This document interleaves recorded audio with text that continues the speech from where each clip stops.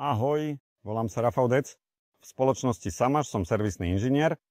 V tomto materiáli si preberieme diskovú kosačku KDC 341 VT POCO s valcovým kondicionérom a pokosovým dopravníkom.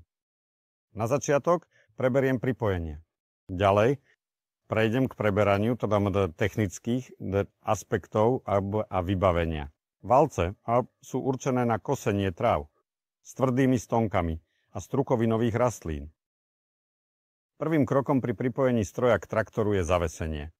Na spodné ramená, tolá a pripojenie elektrického a hydraulických káblov.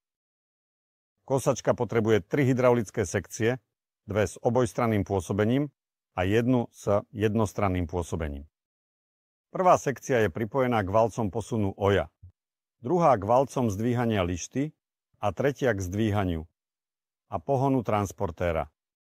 KDC má otočný záväz spolu so spodnou časťou prevodovky, vďaka čomu je hnací hriadeľ stále v priamom smere s hriadeľom traktora.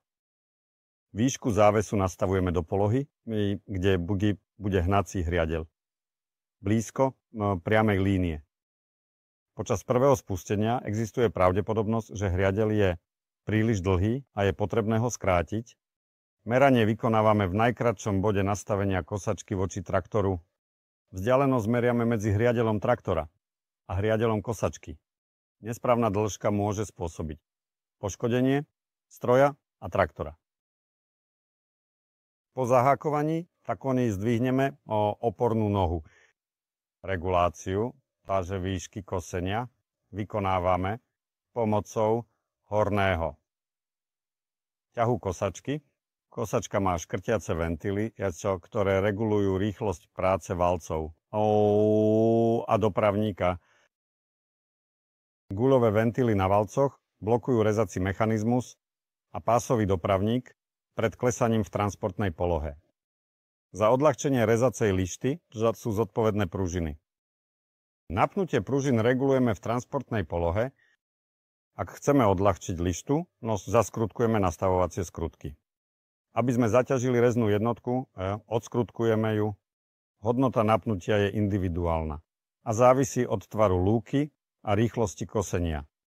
Pohonný systém sa skladá z hnacieho hriadeľa s preťažovacou spojkou, dvojkomorovej rotačnej prevodovky, tzv. Z-ky, ďalej hriadeľa zabudovaného v oji, širokouhlého, uhlovej prevodovky a zabudovaných hriadeľov.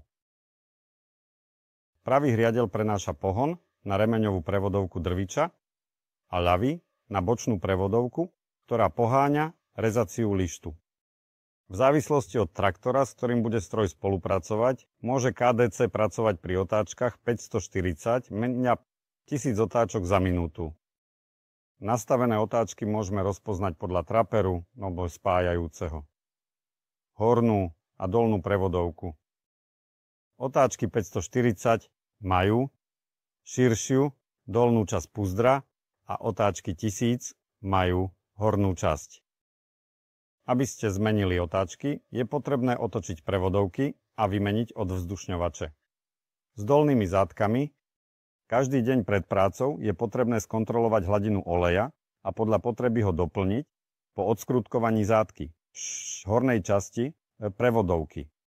Hladinu oleja kontrolujeme odskrutkovaním kontrolnej zátky z boku prevodovky.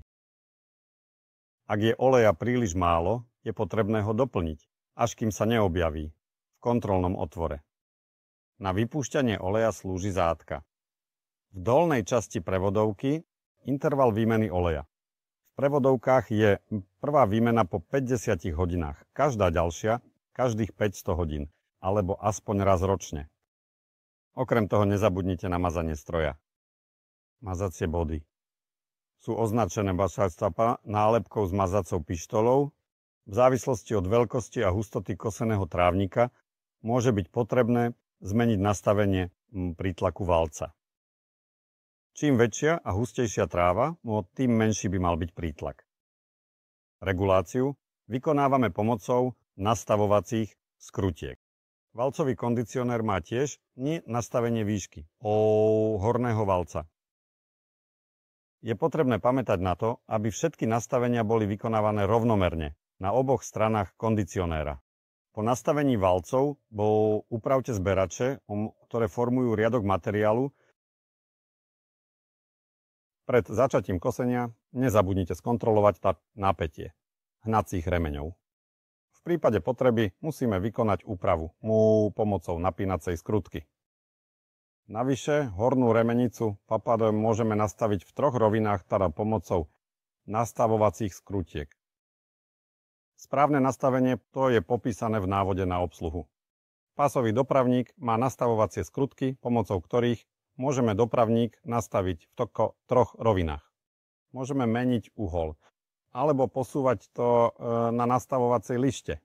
Dopravník pokosu má tiež páky na čistenie valcov, ktoré pri zapnutej páske zoškrabujú nečistoty.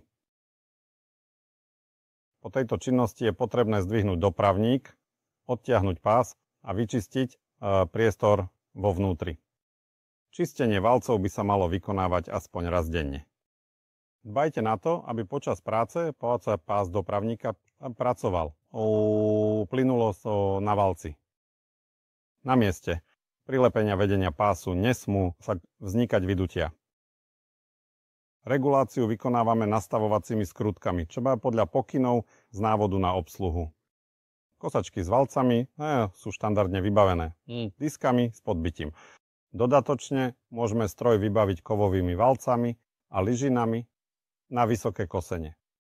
Kosačku je potrebné umývať po každom kosení tlakovou vodou, a to najmä medzi lištou a diskami. Pretože zaschnuté blato a tráva môžu spôsobiť predčasné opotrebovanie ložísk v moduloch. Dodatočne, ak sa chcete dozvedieť viac o rezacej lište, prejdite na video Ako správne sa starať o lištu. Perfect Cut. Pred začatím práce je potrebné rozložiť plachtovú ochranu. Pamätajte, aby sa plachta nachádzala medzi podpornou a prítlačnou rúrkou. Dodatočne kosačka má zdvíhacie bočné kryty, ktoré znižujú prepravnú šírku kosačky. Pred začatím práce ich treba rozložiť. Nezabudnite skontrolovať tlak v pneumatikách. Správna hodnota je uvedená na nálepke. Môžeme začať pracovať. Spustíme hriadeľ PTO a pridáme plyn, až kým nedosiahneme plné otáčky potrebné na pohon kosačky na výstupnom hriadeli traktora. V tomto prípade máme prevodovku nastavenú peťke na 1000 otáčok za minútu. Pamätajte, aby na sekcii, ku ktorej sú pripojené zdvíhacie valce, zapnúť plávanie. Nastavujeme kosačku voči traktoru pomocou posuvných valcov, ktoré umožňujú presné a stabilné nastavenie a vyrovnanie. Počas práce s dopravníkom, ktorý je neoddeliteľnou a dôležitou súčasťou celého systému, zapíname stály prietok. Na sekcii, ku ktorej je pripojený pohon dopravníka, aby sme zabezpečili plynulý, efektívny a bezproblémový chod. Ďakujem veľmi pekne za vašu pozornosť. Pamätajte, aby ste sa pred začatím práce dôkladne a bezpečne oboznámili s návodom na obsluhu. A ešte raz, dovidenia